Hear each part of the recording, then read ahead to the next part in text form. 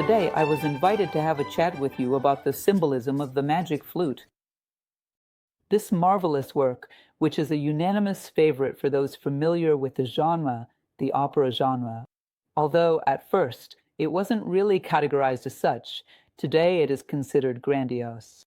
I believe that not even Wagner's musical dramas are symbolic. There isn't a single comma in the magic flute that isn't symbolic.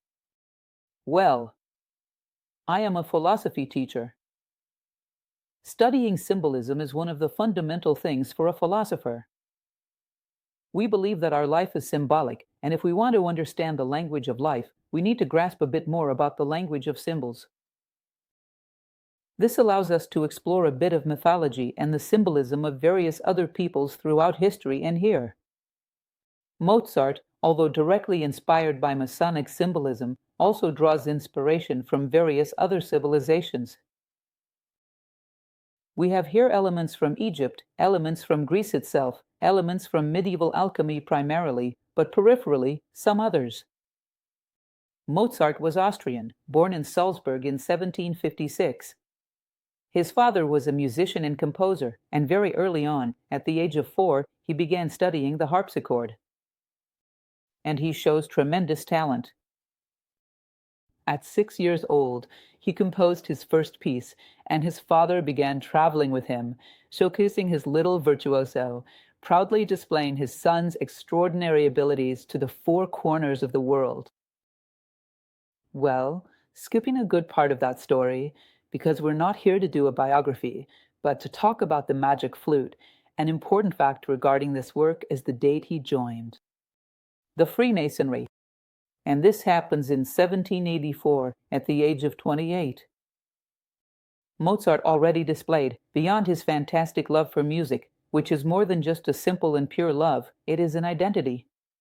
He and music merge as if they were a single being. He expresses himself musically. At all times, he saw music everywhere, but he also had a great interest in metaphysical knowledge. For symbolic knowledge, for something beyond the pure everyday life.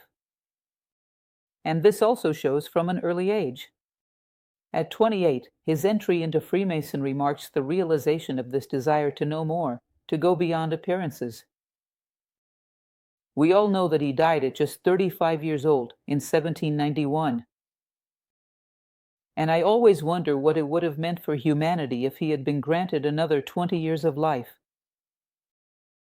What it would have meant for humanity, what this man could have created in 20 more years of life. But in the end, the loss wasn't his, as he always faced death with great naturalness. The loss was ours, but so was the gain. Because what he was able to produce in such a short life is something that marks like the passage of a meteor. Although it's a bit of a cliché, we know. The legacy that Mozart's work left for us. Well, continuing, as I already mentioned to you, he was a seeker of knowledge with a very interesting learner spirit. He wanted to better understand the backstage of life, what was behind the curtains, and he had great feelings of love. For others, respect for others, a desire to contribute to the world, which also led him to Freemasonry, as a way to learn how to serve better. And he had a curious trait, which was his claim for the total independence of the artist. At that time, it was very common, and this continued for a long time after, for the gentlemen of the era, the nobles, to commission specific creations according to the model they desired. The artists were kind of like servants, doing what was commissioned. When they went to perform in the houses of these gentlemen, they ate in the kitchen along with the servants. They were quite secondary, treated just like servants. And Mozart, despite his financial needs, did not give in to this kind of thing. He had a very arduous life, died, and was buried in a common grave. However, he never surrendered to selling his music in the sense of only doing what was commissioned. He demanded for himself the freedom to express what his genius commanded. Yes, he did compose music on commission, but he also created a lot that freed what he intended to express. In other words, he was a pioneer, a great daredevil in this regard. He didn't feel inclined to teach, which was another complicated thing, because it was one of the ways a musician could ensure their survival. The wealthy gentlemen would have their children study music, often without any talent, and often without any interest. Mozart did not accept this type of student. He demanded that his student have some kind of gift, some spark of genius, a deep love for music, a dose of creativity, of dedication. Those he truly dedicated himself to and was an excellent teacher.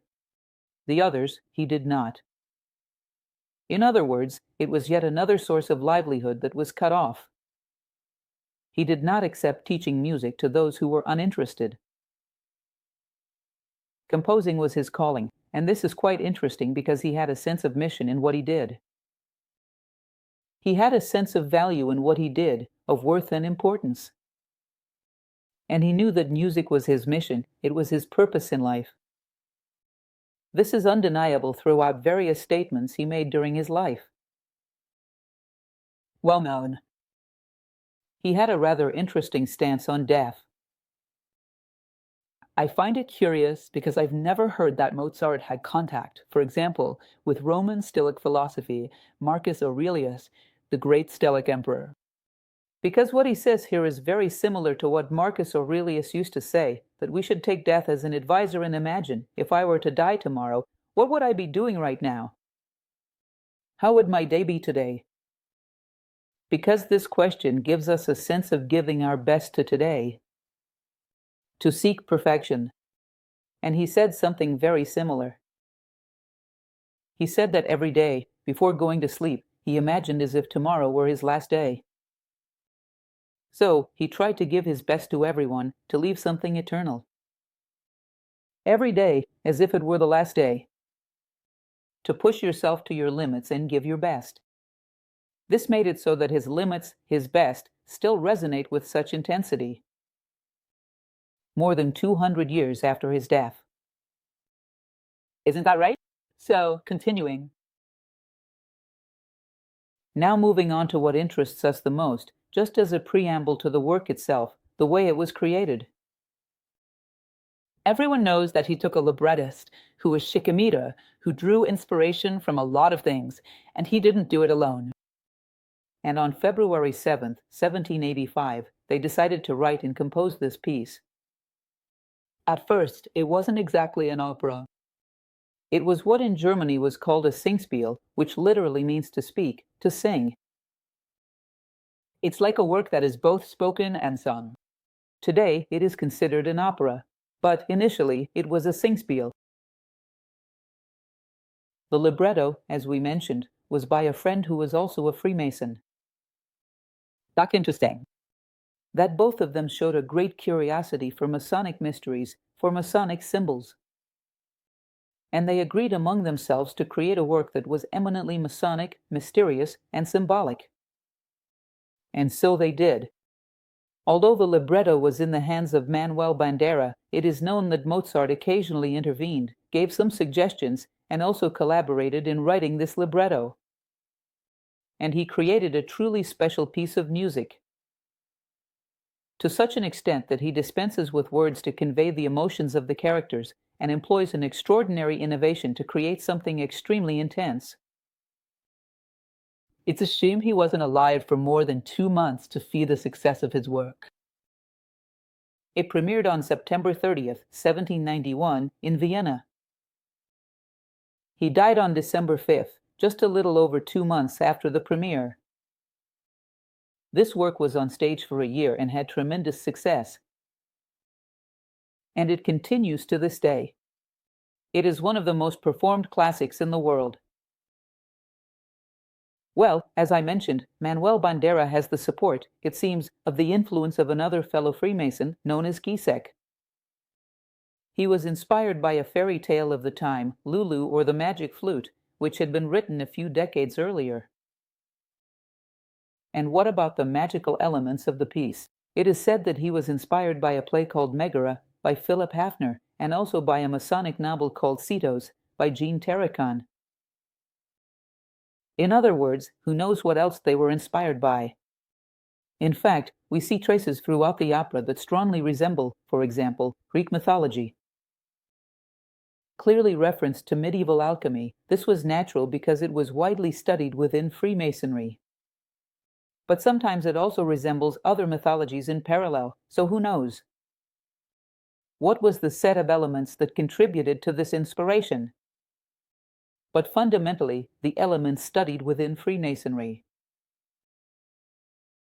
And he says, it's interesting that he says a phrase that goes like this: if the opera turns out to be a fiasco, there's nothing I can do about it, as I've never composed a magic opera before. In other words, he shows a certain apprehension, because for him, it was an exploration of a territory he was still probing, and he had never tried to express it through music before. His previous works are often comedic, often with a historical background, but symbolic to this extent, it had no precedence. He had never before experienced writing something where every line represented something beyond just the music, beyond a simple story. Well, now let's dive into the story. A preliminary philosophical element that I would like to share with you. Every myth, in fact, it deals with a single character, the human being. In this case, the magic flute is the story of Tamino, who is the central character. For those familiar with Aristotle, when he writes about poetic art, he mentions this. The myth has a single character, which is the human being, and everything else are psychological, moral, and spiritual factors. All the elements that occur around him to make him grow, which are personified in other characters, but are actually internal factors of the human being with which he is dealing and are then projected outward. So, as Aristotle said, all the secondary elements, because everything is secondary in a myth except for its protagonist, are simply elements that they test the aspirant on the path of wisdom. For those who are familiar, for example, with the work of Joseph Campbell, he talks about this in the monomyth.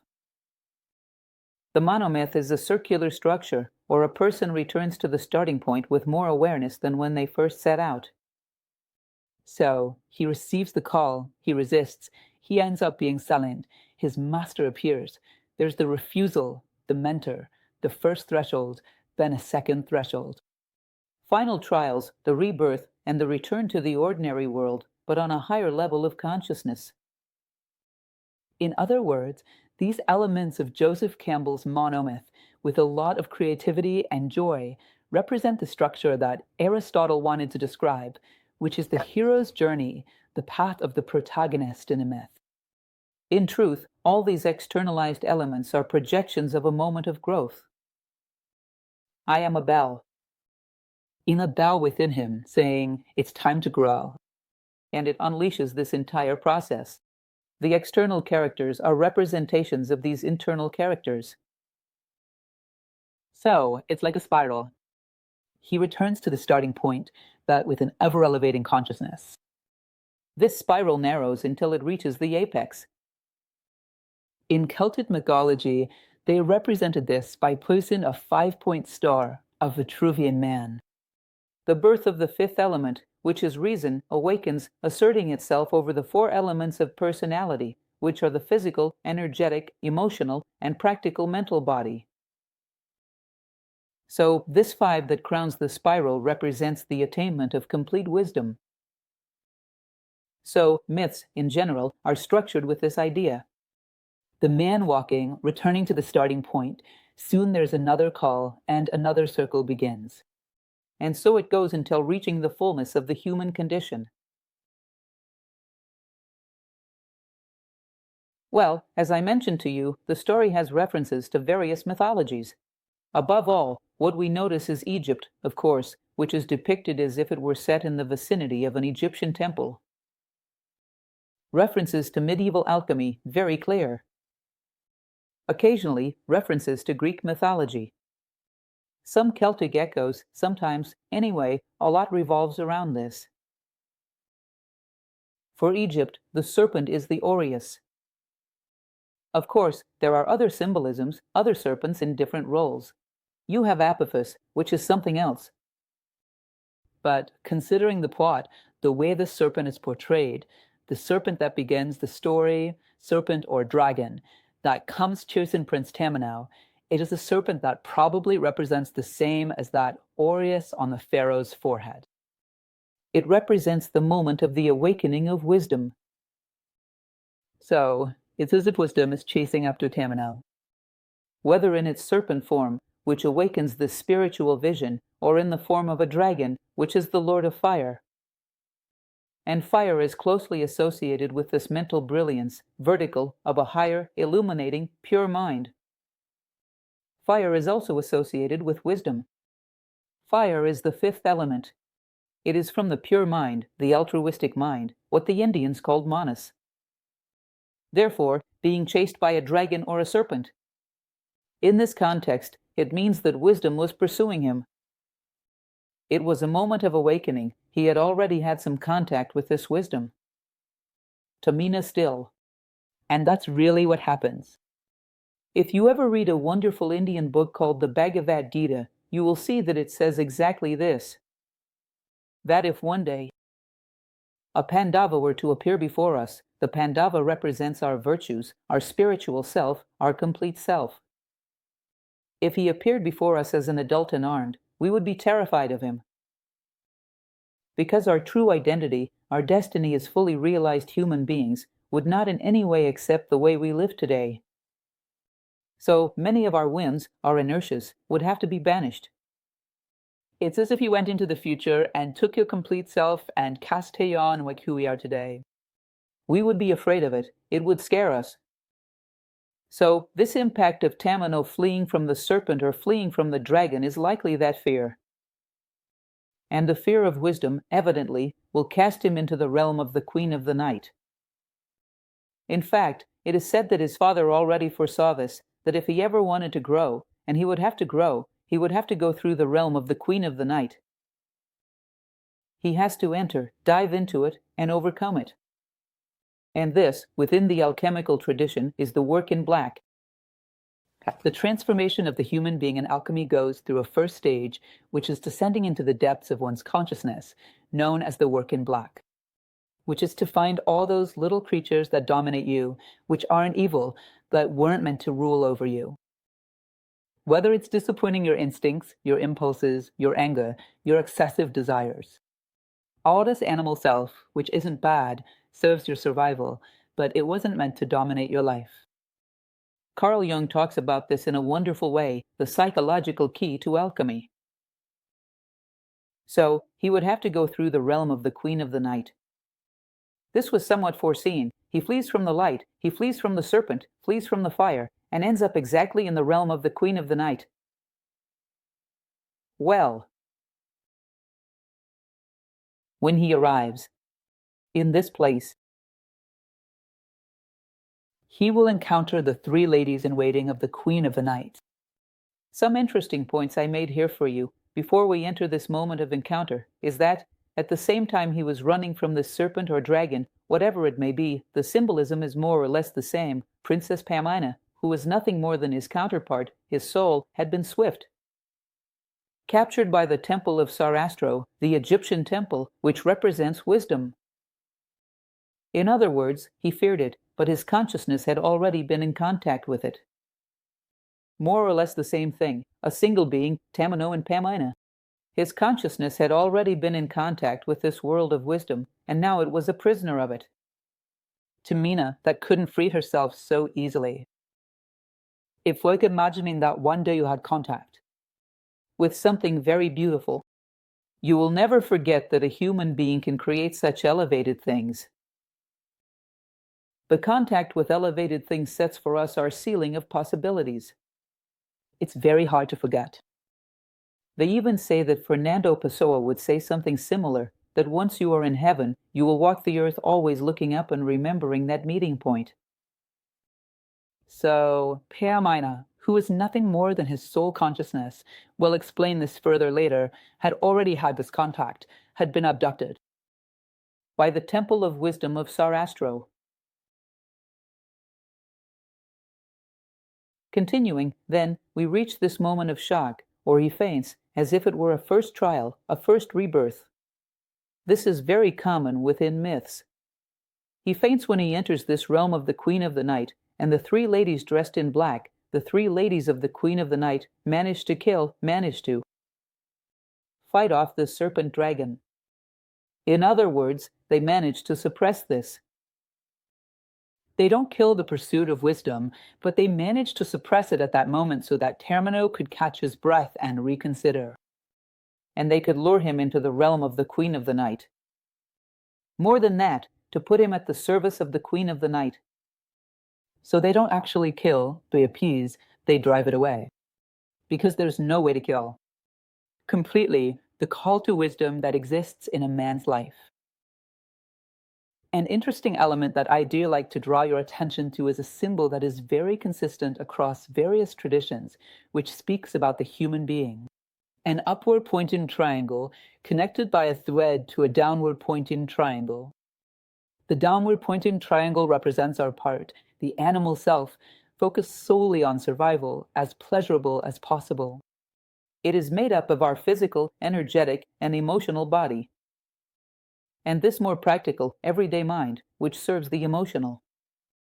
There is an upward pointing triangle, which is the spiritual triangle, which is represented by this pure mind, this altruistic mind, this luminous mind. That seeks wisdom, a component that, in India, they call buddhi, which is perception and intuition. And a component that in India is also called atma, which is our element of will, of determination, the divine spark within us. So, man would be a combination of this upper triangle with the lower triangle, connected by a thread. The thread of consciousness, well see. And it's curious because there are two trinities very present within the story. One representing this inverted triangle, and the other representing the upper triangle. The trinity of the inverted triangle are these three ladies. The ladies of the night, the companions of the Queen of the Night. Always dressed in black, always somewhat shadowy. And there is an upper triangle, which consists of three children, three boys, who sometimes appear flying, and they are always encouraging the ascent of consciousness, the continuation of the journey. Everyone knows these two will be there all the time. There. The Queen of the Night herself foresees it, because the world is dual. There will be calls to one side, calls to the other. So, the Queen of the Night herself foresees that he would be accompanied by these three spirits. Although this was not desirable for her, as she intended to keep him trapped in the realm of the night, she knew that these beings would also manifest. So, two trinities, the three children and the three ladies. Two triangles facing up and down. So, the ladies fight the serpent dragon and save him, meaning they pull him to serve the night. When he wakes up, he doesn't see the ladies, he sees Papageno. This curious character, who was a bird catcher, usually dressed in green, with a bunch of feathers stuck to him. In his outfit, he opens his eyes and sees Papageno, which is quite obvious. He entered a very material, very dense world. In this world, Papageno reigns. To live in this world, you have to be a bit like Papageno. This cheerful, responsible man who wants nothing more than to eat, sleep well in his little house, and have a Papagena, meaning someone who gives him affection, someone who loves him. An ordinary man, typical of someone who is trapped in the realm of the Queen of the Night, and who has a strong connection with birds. We'll soon see why this is. When he wakes up and sees Papageno, he thinks that it was he who freed him. Who killed the serpent? Papageno confirms, says yes. He talks too much. His name comes from parrot. He talks like a parrot, speaks recklessly, which is typical of this ordinary man who lives only for comfortable and pleasurable survival.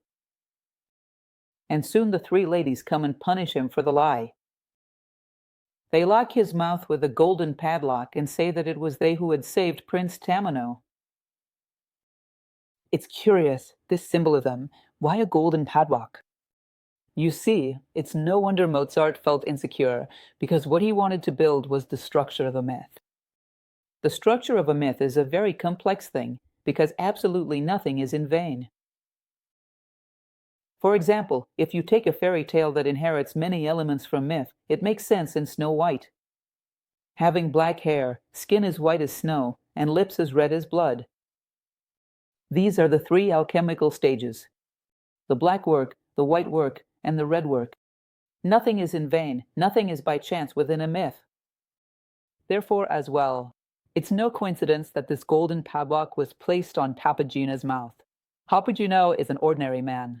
Although he is not bad, he is simple, he is cheerful, he is well-intentioned, but he is an ordinary man who lives for rewards, wants to receive food, wants to receive affection and love from someone. And it's as if the ladies of the night had imposed their silence, but their silence with gold. In other words, stay quiet. Here we're the ones in charge. It's not you who will receive the credit for this feat, but us. If you really pay attention. In truth, Papagino and Tamino are actually a single character. We have here three elements that are one, which are Tamino, Pamina, and Papagino. Papagino is your mortal personality, the mundane one, the one that simply wants to survive. And when he enters the kingdom of the night, it's Papagino who starts to take action. It's Papagino who accompanies him, meaning Papagino is quite the protagonist in this world. Tamino is somewhat dormant there, without a very clear role for him. Therefore, one of the ways to keep Tamino bound to the kingdom of the night was to buy him with gold. In other words, promise him some compensation to stay there. And that's what will be attempted. So even that is imbued with meaning. The ladies automatically show this prince the portrait of the queen of the night's daughter, Princess Pamina, and he falls hopelessly in love with her. In interesting vein, just to talk a little more about Papagino, are some additional elements that I brought here. In Greek tradition, and it's clear here that there are noticeable influences from Greek tradition, the human being would be composed of a physical world in India. There's a lot of talk about this. Also, a physical world, an energetic world, an emotional world, and a mental world.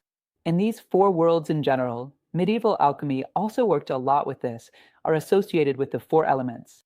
Therefore, the physical world, that of the body. The material things around us are associated with the earth element. The energetic element, the energetic body of man, which vitalizes him, what the Indians call prana, is connected to the water element. The emotional body, these emotions of ours that create longing, generate loneliness, and the desire to be loved at any cost, are represented by the air element. While the mind is associated with the element of fire. As I mentioned earlier when I talked about the dragon. Notice that Papagino is quite a peculiar character because he is completely identified with the bird. He is a bird catcher, trading them for food, and he is also dressed entirely like a bird. In other words, he is connected to the air element, to the emotional plane. He doesn't go beyond that. His consciousness doesn't go beyond that. As he declares later on, he has no interest in wisdom. He wants his little house, good food, and a Papagina to love them. To love them and to have many little Papaginos. He doesn't want more than that. The ceiling of his consciousness is the emotional or astral plane, as it is also commonly called. Therefore, that's why I said he is a typical resident of the Queen of the Night's realm. We have the same vision of these two worlds. Above, the serpent, and below, Papagino. In other words, Welsigen divided between two worlds. Tamino. Above, the world of fire that awaits him in the temple of Sarastro. Below, the world of the Queen of the Night, where a life with Papagina is reserved for him. The Queen of the Night, when she sees Tamino's reaction to the portrait of Princess Pamina, she approaches. Tamina's reaction is one of sudden, immense passion. He becomes furious upon realizing that the little portrait was taken. He realizes that she belongs to him and always has, and he falls madly in love. Then, for the first time, the Queen of the Night appears, and she sings her aria, which is a curious thing that Mozart created here, because there's a huge contrast in the tone she uses here, and the tone she uses in the famous aria of the Queen of the Night, which is completely choleric and furious. It shows her ability to disguise, to appear seductive, to appear suffering when necessary. In other words, it reveals the plots, the voices of the night. As for the night, with its interests, the night is ignorance. While the night, with its interests and its games, can be very seductive or very violent. Basically, as a starting element of this story, all mythical stories deal with a single theme, which is the journey of man from ignorance to wisdom. This story and all other stories addressed by Campbell's monomyth, addressed by mythology, deal with the journey of man and ignorance to wisdom. Therefore, you will see that everything that is obscure is associated with the realm of the Queen of the Night, because it is linked to ignorance. It's a symbol of that.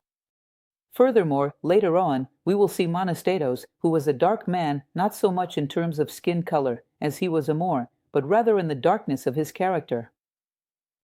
Therefore, he ends up associating himself with the Queen of the Night.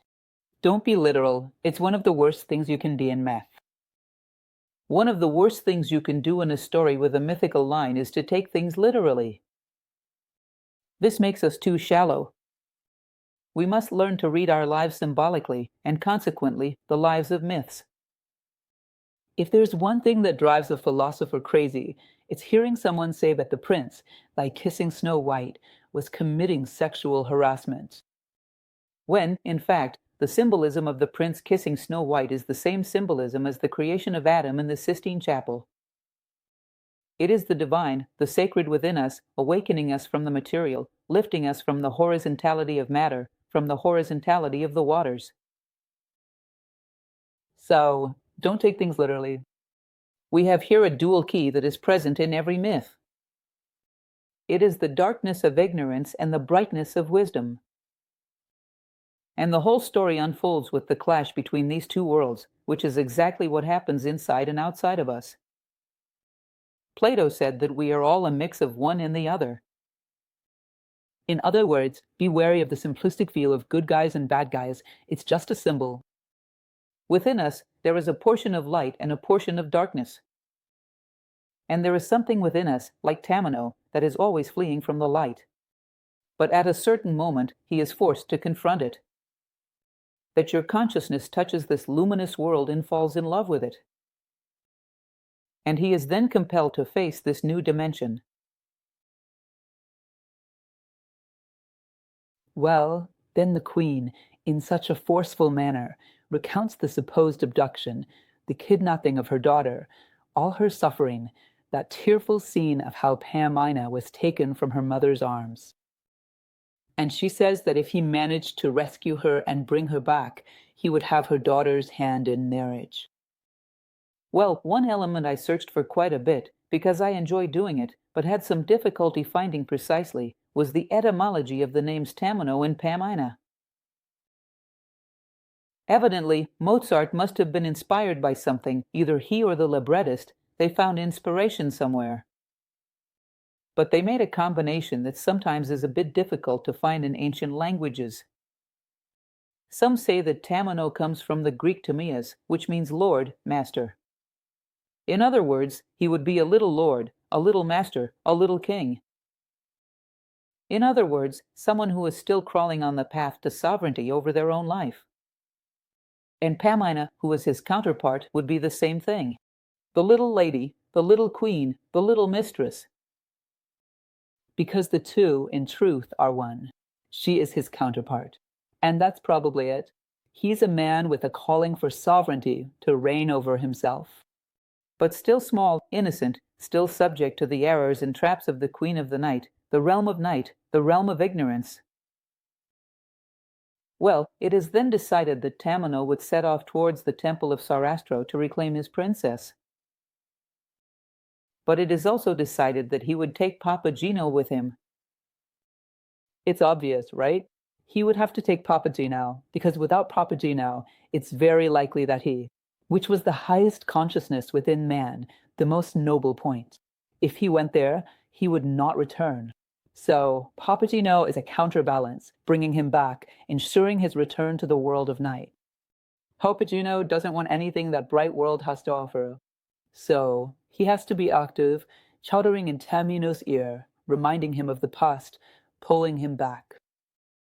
Although unaware of it, because Papageno doesn't show any malice in what he does.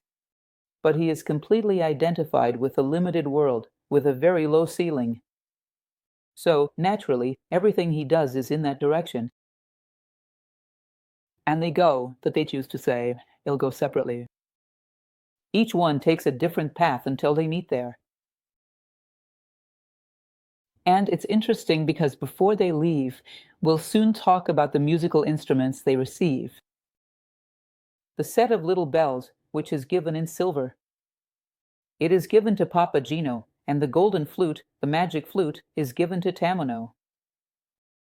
Before that, I would just like to introduce you a bit to a character, who is the character of Pamela. I mentioned to you, and by the way, it's very common if you take, for example, a poem by Fernando Casilla called Eros and Psyche, read it, and you'll see the MAGIC FLUTE. It's very common, this idea of the feminine within myths, representing the soul. The consciousness that was asleep, that had to be rescued, had to be awakened. This duality within the human being, wanting to reclaim their soul, is very common. Now, what does the soul mean outside of a theological context, within a philosophical context? What is the soul? The soul comes from anima, that which moves, that which motivates, that which animates man. And the soul works like an elevator. If, for example, someone at this moment, if you step on your foot, your soul, your consciousness, it goes to your foot and fully identifies with that pain. If at a certain moment you start to feel tired, the soul goes completely into the realm of energies. At another moment, you feel longing for someone, and it rises to the emotional plane. If, at a certain moment, you have an altruistic thought, a thought of concern for humanity, a desire to be a positive force in the world, all these things that characterize a higher mind, your soul has moved to that point. In other words, Tamino's soul consciousness was Panlina. And she, at that moment, was kidnapped in the higher kingdom. You'll see that it's very interesting, like in the Greek representation. I ask that you also do this homework to look for an image of the god. Greco-Roman Hermes Mercury. He walks with a staff in his hand. And this staff is nothing more than 3 interwoven circles. There are 2 serpents. There's a story behind us that look at each other at the top and form 3 circles. This is the representation of man.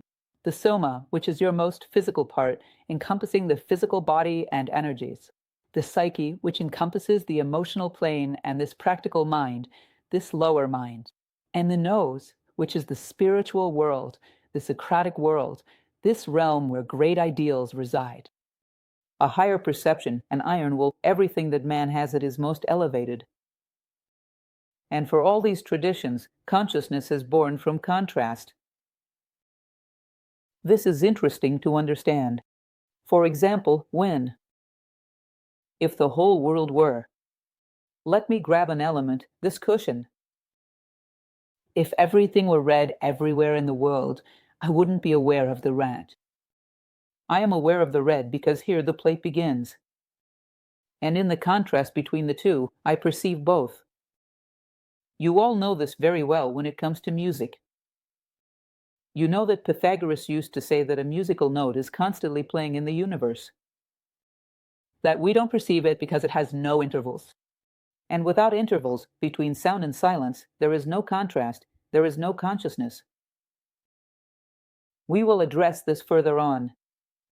Therefore, when there is a contact between the world of Sarastro, which is the world of wisdom, the world of the dragon, the world of the serpent, and the world where Tamino resided, which was the world where he still wandered unconsciously, in the contact, consciousness realizes that there is another possibility, that there is another dimension. And the need to know this other dimension makes it somewhat captive, and it can no longer forget. I realize that there is another possibility of life. This will now eternally keep me on edge. I have to know what this is. In a moment, I made contact, and from that contact, consciousness was born. And consciousness awakens to a higher world. It's Payamina who is captive, in the temple of Sarastro. The name Sarastro is interesting indeed, as it's quite obvious. It's not too hard to imagine that Mozart, Chopin, Derry, and whoever else inspired them drew inspiration from the name Zoroaster, the great Persian master. This master had a very interesting characteristic, another homework assignment for you. When you can, read about the life of this great master, who is, for the Persian world, what a Buddha is for the Indian and Chinese worlds, what Christ is for Christianity, the master of wisdom. But Zoroaster had a very interesting characteristic. He didn't have any special powers. He was simply a man who was able to use his good mind. One day, he meets an angel named Romano, who tells him that he would be an emissary of God's will to men. He says, "But how is that possible? I don't have any powers. You have the one power that is necessary, a good mind. A mind developed and focused on serving the good. And this is latent within all men, inside each one of them. And you will truly teach them to awaken this potential, this so-called paranormal power, which is more than normal, which is your good mind. Human flight means exactly the good mind. Therefore, the lucid, luminous mind that works for the good. And that's why it's the good mind." So, you'll see that it's very interesting to associate this with Sarastro, who worked precisely for the light. Light as lucidity, as wisdom, as the good mind, as an awakened and luminous fire, transformative. Therefore, the name Sarastro, I find it somewhat undeniable that it came from Zoroaster. During the Renaissance, there was a recognition, a translation, even by Marco Fitino, of the Chaldean oracles, which, although more connected to Mesopotamia, also spoke a lot about Zoroaster and the mysteries of this Persian, Babylonian world. And this, at that moment, still echoed in history. In the full swing of the 18th century, it still echoed. So it's very likely that Sarastro is associated with Zoroaster, and he is the lord of this luminous world. Well, the silver bells and the golden flute. It's also not very difficult for us to grasp a symbolic key, which can be used for anything else you might read, by taking the context to see if it's appropriate, because it is an absolute symbol. But silver, quite evidently, is associated with the moon, to the lunar world, that is, nocturnal. While gold is associated with the sun, the solar world, meaning daytime, luminous. It's nothing more than, in many myths, a representation. Sometimes, this nocturnal aspect isn't bad. This lunar aspect isn't bad. When it works in conjunction with the solar aspect, you will notice a very interesting detail. Whose daughter was Pamina? Pamina was the daughter of an ancient priest, who was from the same temple as Sarastro, who preceded Sarastro. In other words, a priest of the light. This priest was married to the Queen of the Night. This Queen of the Night, who is anonymous because she is somewhat abstract, represents everything that sustains ignorance. This material world was once associated with the light, and he sought, as much as possible, to bring this light into his dark world. It is possible for the material world to associate. That ignorance is not bad, not a pejorative. Whether it's the ignorance of someone who doesn't know but wants to learn, not an ignorance with an instinct for self-preservation that hates the light. So, there was a time when the Queen of the Night was connected to this solar world.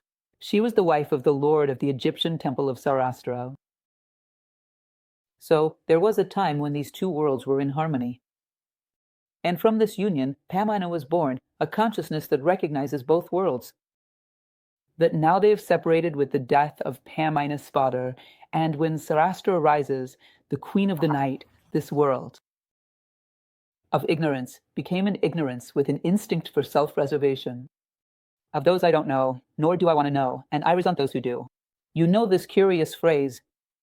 In other words, ignorance became closed off and took the light as an enemy, as so often happens in history. So, it doesn't mean that the lunar world, the moon, the nocturnal aspects, are not inherently evil. They become harmful when they dissociate from the daytime aspect. When the moon no longer wants to shine with the light reflected from the sun, but with its own light, becoming Iona Greece. The mysteries of Castellon, of the dark moon, the black moon, and a bunch of other things that are out there, which aren't relevant right now, right? But anyway, the silver bells. Of our friend Papageno, they are capable of drawing people, animals, whatever it may be, towards. To have great joy, a euphoria with the things of life, with merely surviving. So, parallelism, aggressiveness, is a form of security. They attract in harmony what is inherent to common life, to material life. It will create this effect a lot, for example, when he rings his bells for monasteros and the other temple slaves. Everyone starts to feel very joyful and begins to dance. It's a way to use difficulties to pave the way. And the flute that Tamino carries, this golden one, it harmonizes in its holes the 7 worlds of man, the 7 dimensions that we'll still mention shortly. It harmonizes and paves the way on the spiritual plane. So they needed both of them because they would arrive there and need to enter the temple to get Pamina. They needed something that would clear a path where there was darkness, and something that would clear a path where there was light. So the 2 of them go with these tools, which are truly elements to clear the path until they reach their goal. They separate. And they go then, and Papageno was the first to arrive. It's curious because at this moment, he arrives exactly when this monasteros, who was a Moorish slave of the Sarastro, a Moorish slave of the temple, was trying to harass Pamina. He was madly in love with her. It's interesting because he felt desires for her, but he himself says, in the lyrics of one of the arias, that he knew he wasn't meant for her, she wasn't meant for him. He belonged to, his affinity was with a world of darkness. It was the world of the Queen of the Night, whereas she was pure light. He desired her, perhaps because he envied her. Perhaps because he dreamed of a world he wasn't ready to enter. For some reason, the luminous attracts the dark a lot, either with the feeling of wanting to possess it, or with the feeling of wanting to destroy it. He felt bewitched by Pamina's beauty, was trying to defile her, to harm her, when Papageno arrives, dressed like a green bird. At first, the 2 of them are very startled by each other. That's quite interesting. It's a big shock. Papageno himself later says, "I don't know why I got so scared."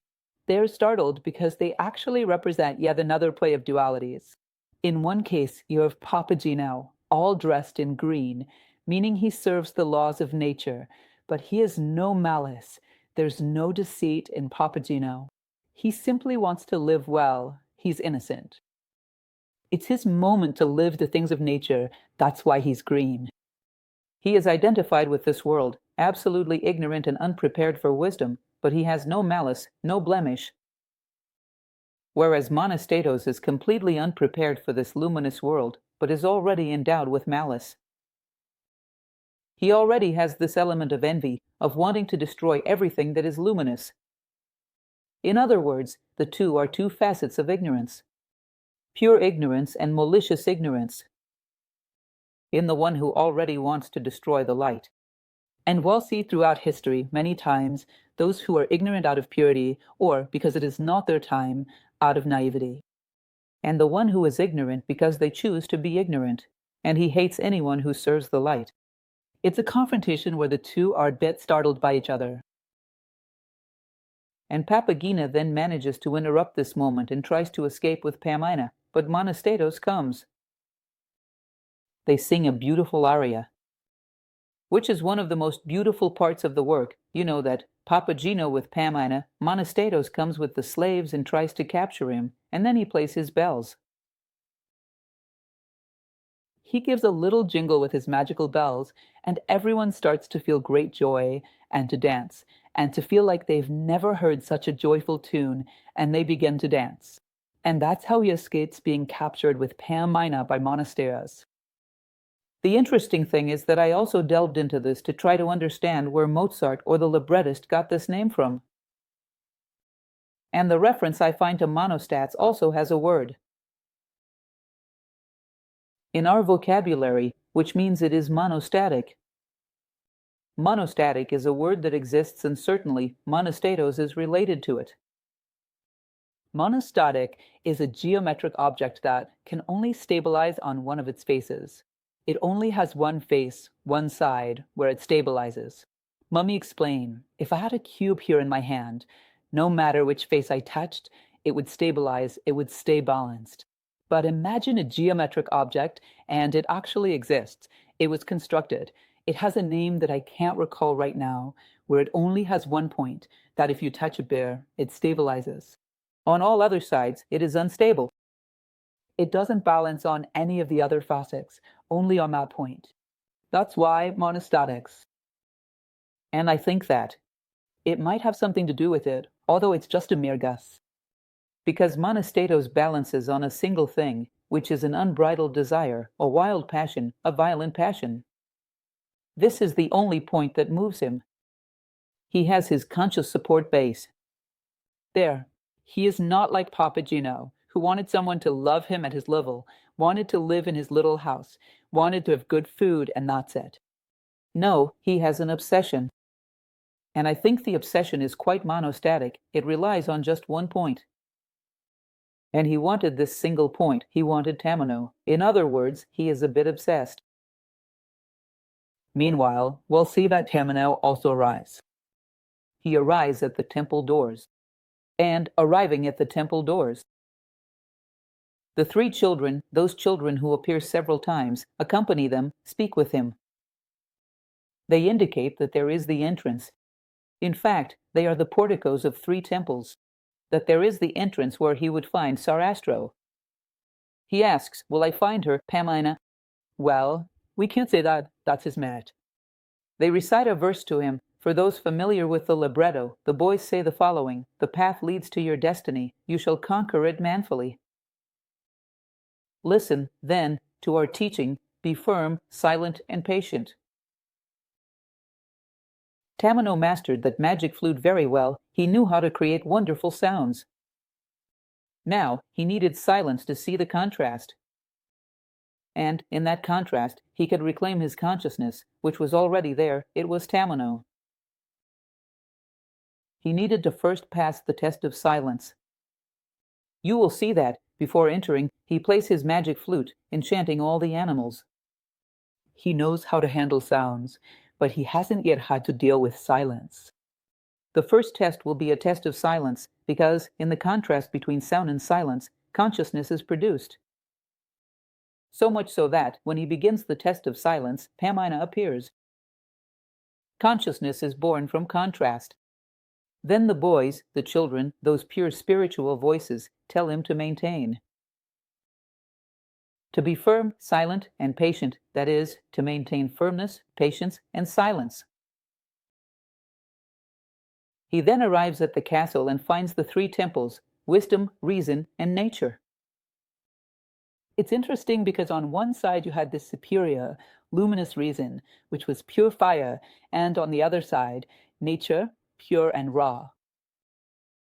Perhaps pure, like a Papageno, perhaps tainted like Monastatos, but nature. And a bridge had to be built between these two temples, between these two worlds. The one who builds the bridge and harmonizes the two worlds is wisdom, which was the temple in the center. It balanced, then, the spiritual world with this material world, this world of nature with this world of reason.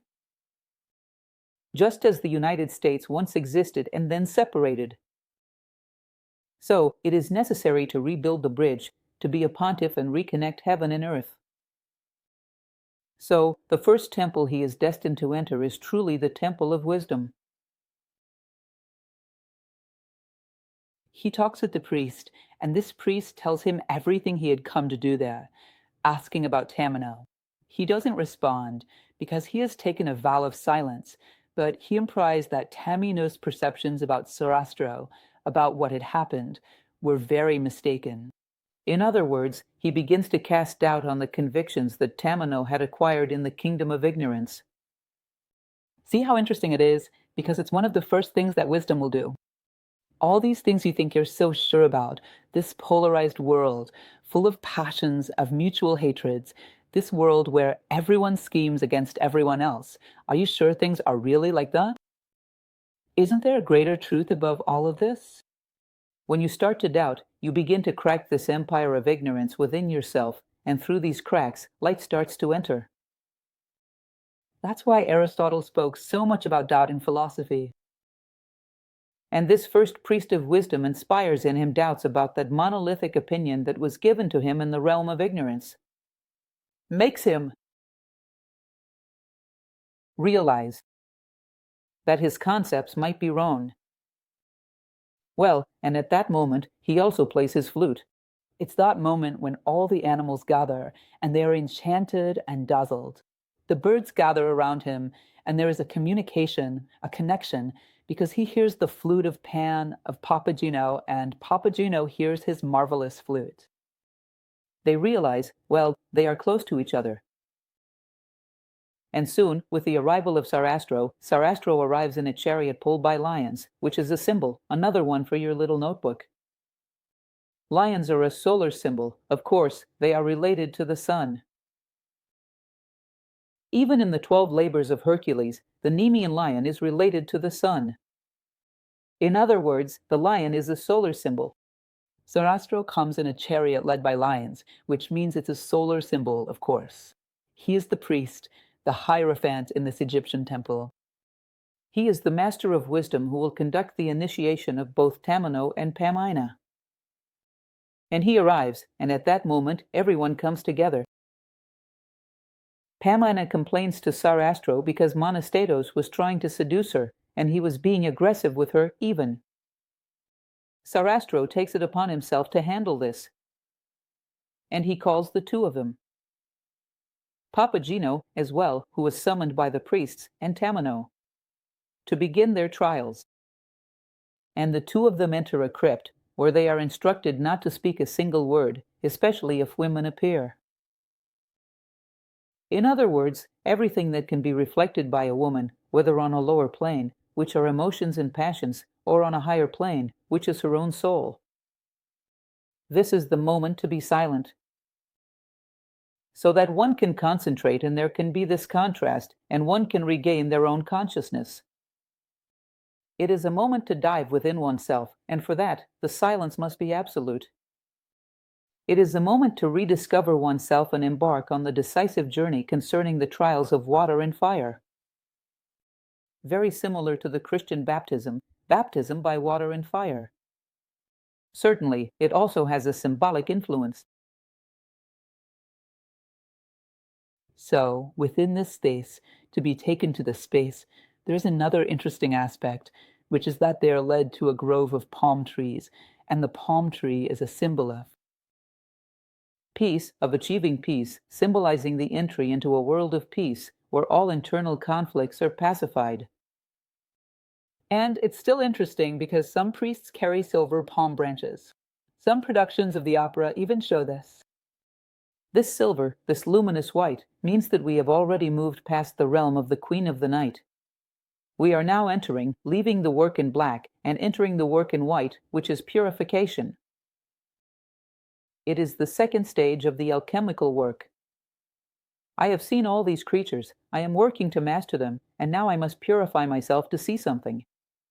Furthermore, take the reins of everything that lives within me, control myself, and elevate my consciousness to perceive my path.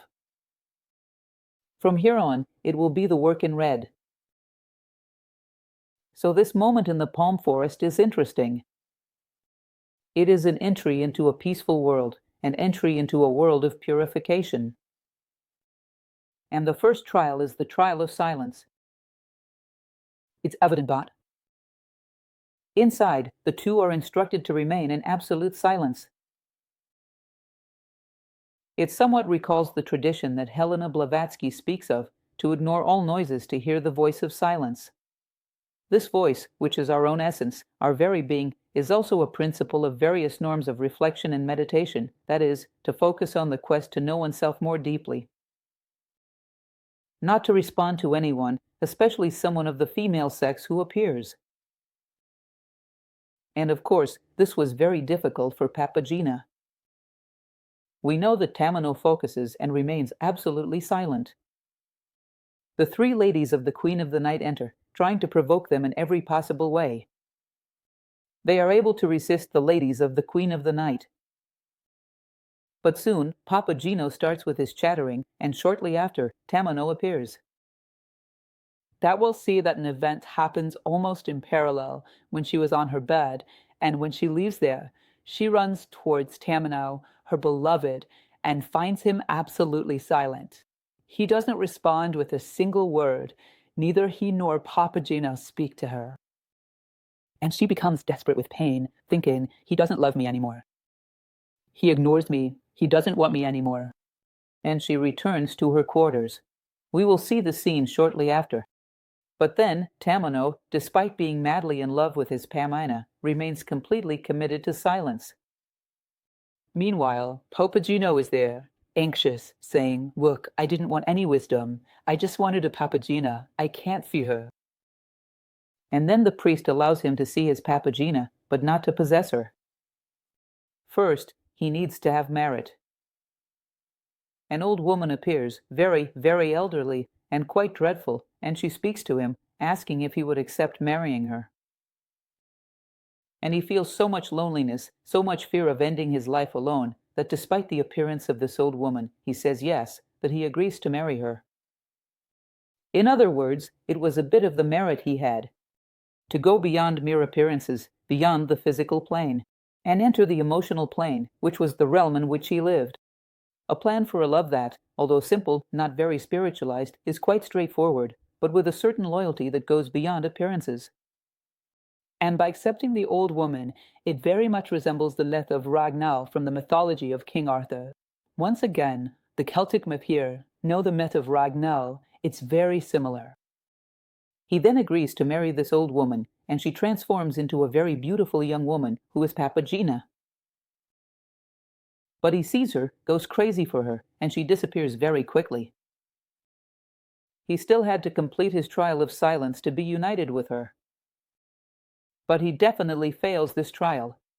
He speaks several times, unable to control himself and not interested in that path. Well, in parallel, we'll see that when Pamina is in her room, she receives a visit from the Queen of the Night. The three ladies had even mentioned this to Papagena and Tamino, that the Queen of the Night was in the palace. She really was. She goes to her daughter's chambers, and there's this area, which is quite impressive, because it expresses feelings sometimes without saying a word, just with sounds, with interjections, where she shows all her fury.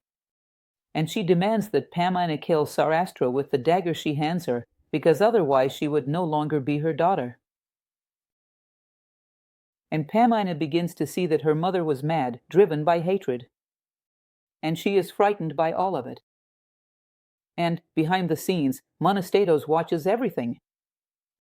And when the Queen of the Night leaves and leaves the dagger with her, he threatens her and says he would tell everything that happened, takes the dagger from her, and demands that she surrender to him or she would die. And at that moment, Sarastro himself appears, meaning everyone was watching the scene. Sarastro had also seen, he also knew what had happened. And there, very distressed, she goes into Sarastro's arms. He asks her to have patience. Patience with all these elements of life.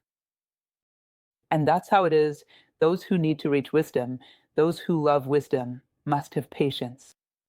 With those who are manipulative, with those who are hot-tempered, with those who want to maintain power at any cost, with those who want to possess the things that are the object of their desire at any price. You must have patience and stay firm on the path. Do not let any of these elements that belong to the dark world of ignorance be able to hinder your path. Do not let these elements have power over him. The children of light move through the light, even though there is darkness around them. Very interesting within the symbolism of the Egyptian tarot itself. Is Ilse at a certain moment the ram god, Huene, moving through the smoke, walking, almost crouching, seeking his path, ignoring everything he causes around him. In other words, the child of light, who is not exactly the one who confronts the darkness, the child of light can be in the midst of darkness, yet continues to walk determinedly on their path. Very much like Plato's golden man, who was not vulnerable to the influences of his surroundings, no matter where he was. He did not lose his color and his properties like a gold object that is with you. He never darkens, never loses his properties. He is true to himself, to the point where nothing external can alter him, which is why Plato called him the golden man.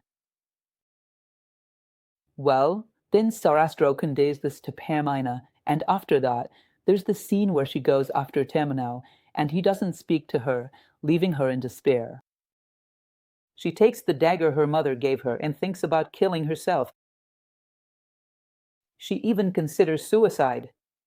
And then come the three angels, those three boys so pure.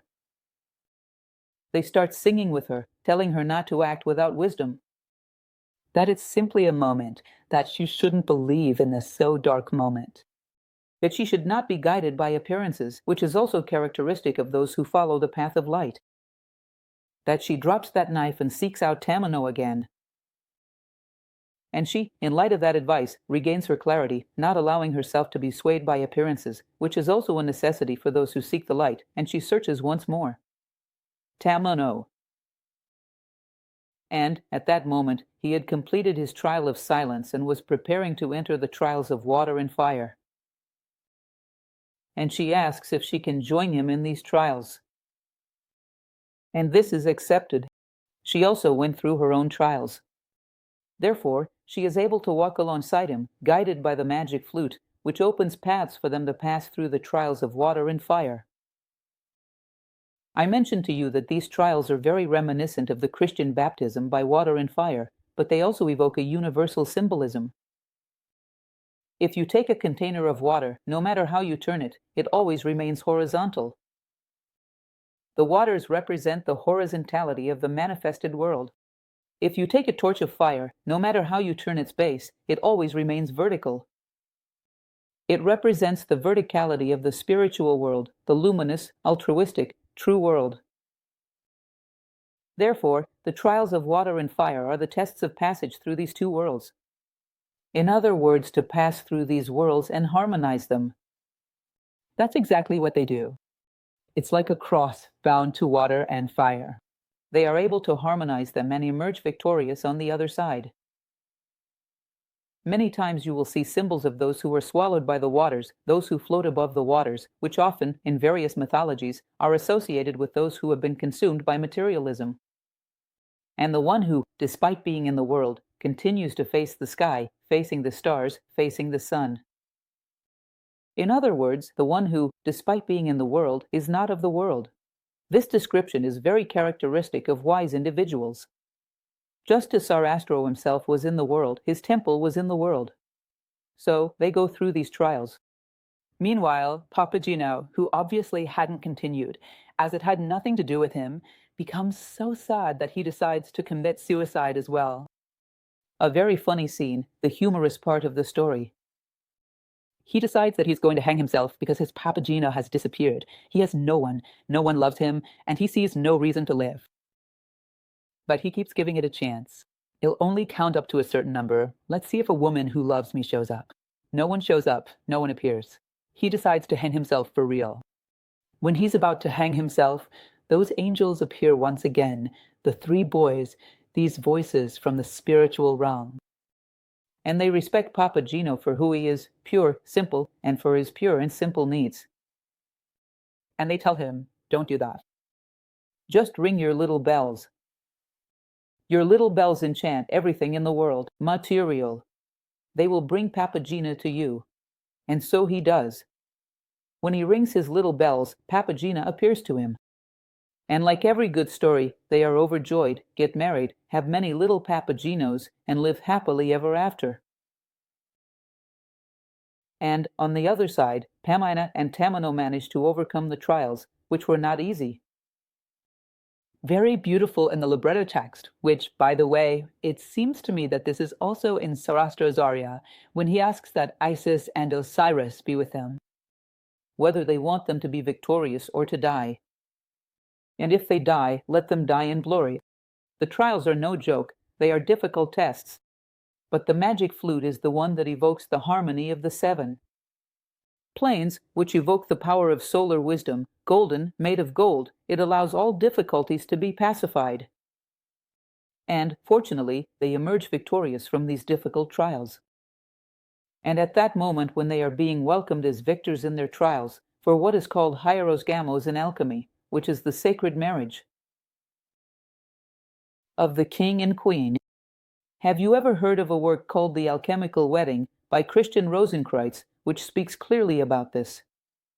The nuptials of the king and queen are there to unite, which, in truth, are one and the same. Victorious over all the trials, at this moment, the queen of the night, with her 3 ladies and monasteros, decide to attack the temple to try, once again, to sway, to bring Tamino back, to bring Iona back, and preferably, to destroy the temple, to destroy Sarastro. But at that moment when unity had already been achieved, that world was impregnable. While there is some fragmentation, darkness can enter. Once cohesion is achieved, there are no more cracks for darkness to penetrate. Therefore, they are soundly defeated and cast into the darkness of eternal night.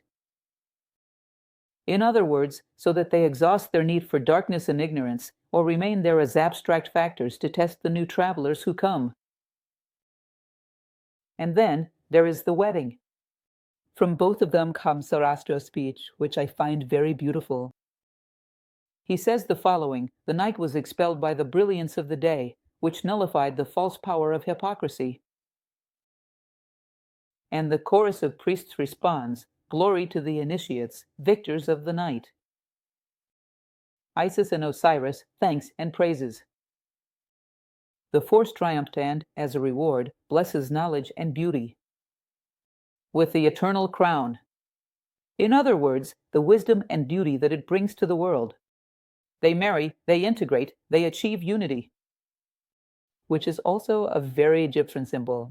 The more beings ascend the faces of a pyramid, the closer they come to unity. Unity, which is the divine, absolutely luminous, is the pinnacle of the evolution of all beings. That's why it's said that the positive path, the path towards unity, is a path that also contains unity. It's a path of fraternity, of union, of recognizing the other within myself, of empathy. In other words, walking towards the pinnacle of the pyramid also brings us closer to all those who walk along all the other faces. Therefore, evolution is a path of union. And everything that leads us towards the luminous pinnacle of the pyramid makes us more united both inside and out. It evokes greater harmony, the harmony of the magic flute. In other words, all the symbols align and culminate in this glorious moment where this unity is achieved. Thanks to perseverance, persistence, and humility, it's an interesting thing, because when Papageno and Tamino enter the crypt to undergo the trial of silence, they are asked to cover themselves. In other words, to cover oneself as a symbol of humility, of respect, of recognizing one's smallness in the face of the vastness of the wisdom that lies ahead. Be it humility, perseverance, constancy, and a thirst for light. Being chased by a dragon or a serpent. To have our consciousness captured by the luminous world of Sarastro. All these previous elements are a merit that allows the two to now merge within the temple of wisdom and be luminous and have reached your pinnacle. Your best as human beings. They are wise. They fulfilled human nature in its most solar and luminous aspect. And so our story comes to an end. I brought you a quote from Goethe where he talks about Mozart, which I found very beautiful.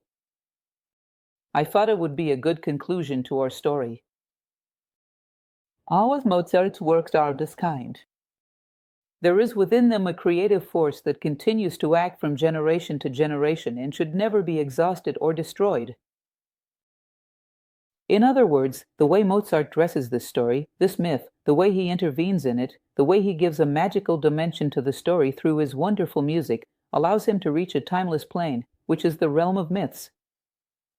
They are always there, as long as man exists as. As such, until man has reached the fullness of wisdom, myths are a good reference map. And Mozart's music merges with the mythical directions in such a way that it is inseparable from them. This music, sometimes heard without knowledge of the text, if you focus on it, you'll notice that it is a compelling invitation to rise, to elevate. It pulls your consciousness to a higher level, as few are capable of doing. And this effect, it seems, is not accidental, it's intentional. He created this work for this purpose. And that's it. I hope it has been a good reflection for you. A bit long, right? More useful in that can help you chew on these ideas, because when we understand, we go beyond the childish literalists that we live in. Man knows so little about himself because he doesn't understand symbolic language. He is unable to see the symbolism and the coincidences of his life in the recurring events, which are usually showing him what he needs to overcome. He can't see the elements that are represented through nature. He can't read life, therefore, he can't read anything from the myths, and interprets it literally in a way that not even a child would.